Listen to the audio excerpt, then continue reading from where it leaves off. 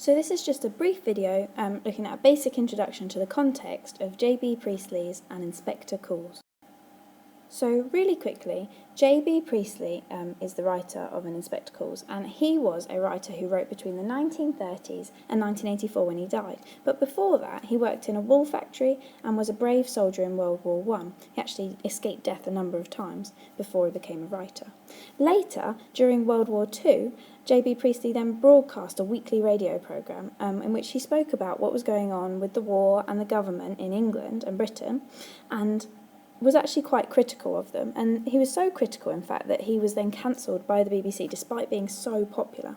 And this was because he was a socialist. A socialist is someone who believes that people should be more equal than they are. There shouldn't be a big divide between the rich who own everything and the poor who work.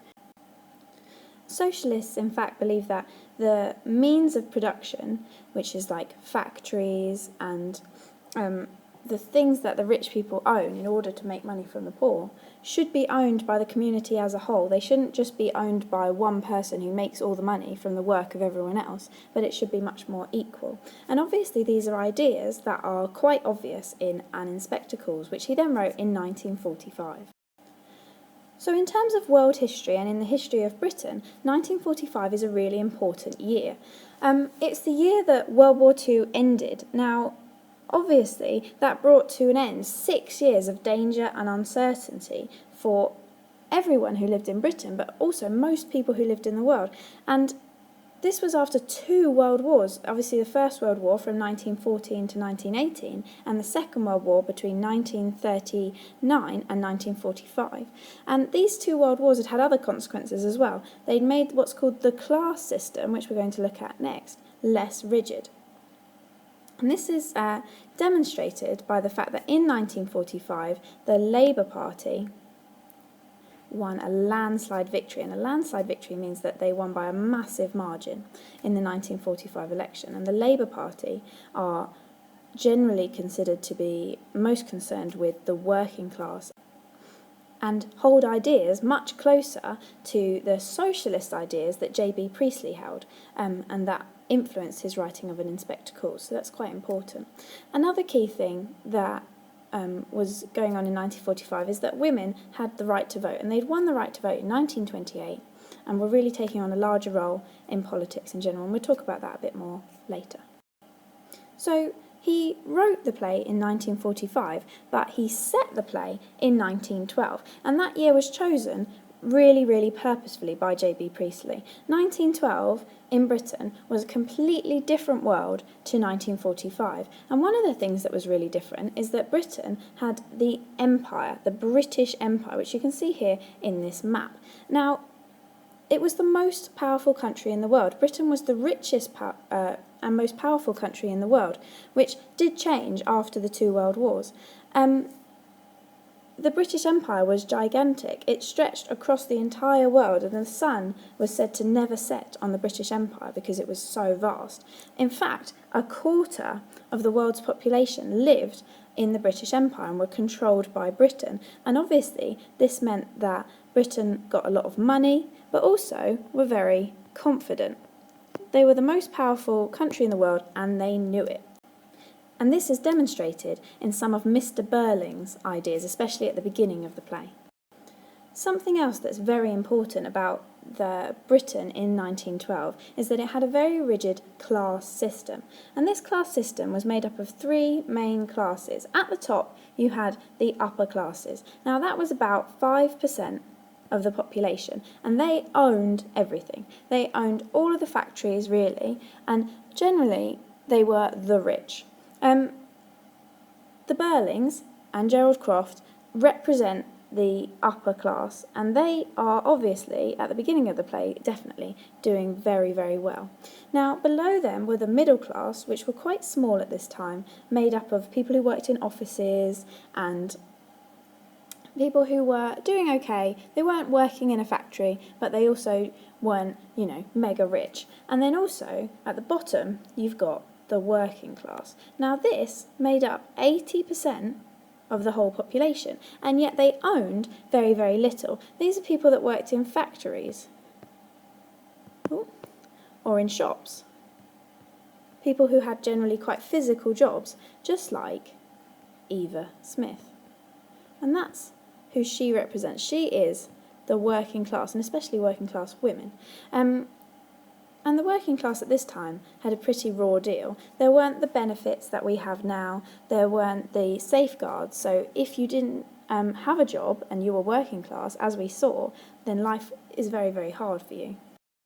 Now, the class system and the confidence of Britain that I talked about in relation to the empire are combined and demonstrated in a great tragedy of the time, which is the sinking of the Titanic. Now, I'm sure everyone knows the story of the Titanic, that it was advertised as the largest, most unsinkable ship in the world, and on its maiden voyage from Britain to America, it hit an iceberg and tragically sank.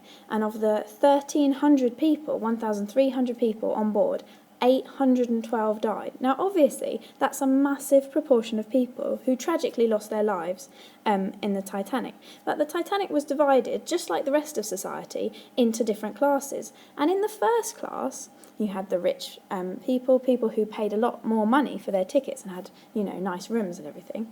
And 62% of those first class passengers survived. Now, that's obviously very different to the general population. 62% survived.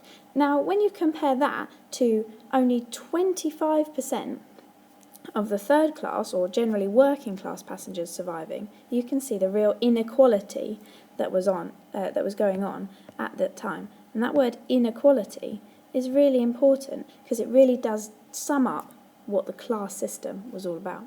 So we've talked a little bit about the class system in Britain at this time and discussed a bit about how that was demonstrated. And this all led to the Labour Party winning this landslide victory in 1945, which would hopefully bring in more equality, more safeguards for the poor. And obviously that's what J.B. Priestley was interested in. Now, the other area that we really need to discuss in relation to Inner Spectacles is the idea of women and women's position in 1912 and in 1945. So let's look at that in a bit more detail.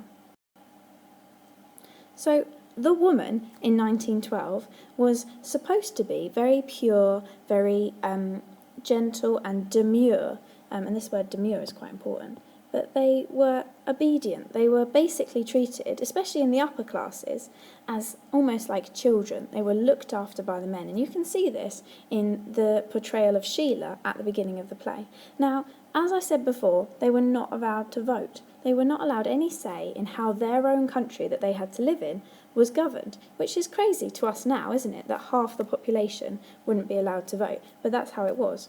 And upper class women, just like Sheila, their lives were governed by rules of etiquette. Now, so etiquette, this word here, is basically a set of rules that governed how you should behave, and governed everything from which fork to use with your fish to how one should walk and how people should dress, and all the different rules and laws that a woman must abide by if she was to safeguard her reputation. Now, her reputation was very, very important. Upper class women in particular, their whole lives revolved around getting married and being wives and mothers and daughters, and so their reputation could dictate all of that and could be ruined by something as silly as a rumour that one had had sex before marriage, or acting inappropriately towards a particular person. And that was quite a difficult world for women to live in, and Sheila, we see, does really struggle with that kind of control. Now, one group of women who were really unhappy with this state of affairs were called the suffragettes. Now, this word suffragettes, this word suffrage at the beginning of it, that means the right to vote. So these were women in 1912 and before then who were fighting and using quite militant, quite military tactics to get the vote. Now, they began to use militant tactics in 1912 because they were angry, because the Prime Minister had almost signed a law to say that women over 30 could vote, and then he'd pulled out at the last second because he was scared. That made these women really, really angry, as I'm sure you can understand. It resulted in many of them being imprisoned. Over 1,000 suffragettes were in prison in 1912, and they weren't treated as political prisoners, even though they were standing up for what they believed in. They were treated as criminals. This led to many of them going on hunger strike and being force-fed, which is a pretty horrific moment in Britain's history. Now, one of the most famous suffragettes was Emily Davison, and Emily Davison threw herself underneath a horse at Ascot in order to draw attention to the cause, and she died from her injuries. Now, obviously, that demonstrates how important this was to women, and we know that Sheila demonstrates some of the beliefs that would be associated with suffragettes, especially towards the end of the play. Now, you can watch this video as many times as you need to. You must make sure that you've made notes on the contextual information I've explained and how it relates to an inspector cause, as you will need this in your assessment.